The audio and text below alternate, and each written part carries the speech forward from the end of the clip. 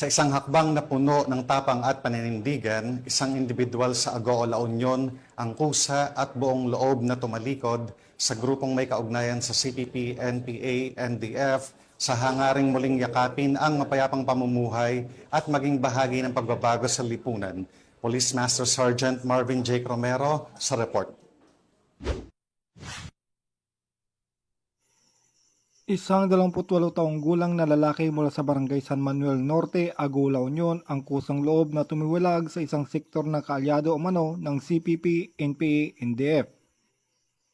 Kinilala ang individual bilang si Jomar, isang driver at residente ng sabing barangay.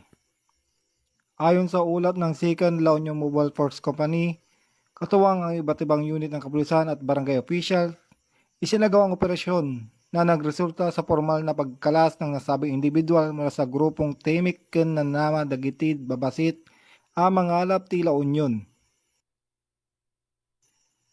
Ayon sa Provincial Intelligence Team, ang Temik ay tinuturing na underground mass organization ng grupong Anak Pawis sa nasabing bayan. Batay sa ulat, nagbayag ang surrenderi na nagnanais siyang mamuhay ng walang kaugnayan sa mga organisasyong konektado sa CPP, NPA, NDF.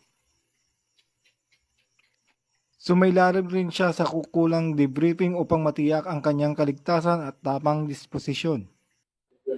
Mula dito sa Ilocos Region, ako ang iyong PNN Correspondent, Police Master Sergeant Marvin J. Romero, alagad ng batas, taga-taguyod ng Balitang Pulis.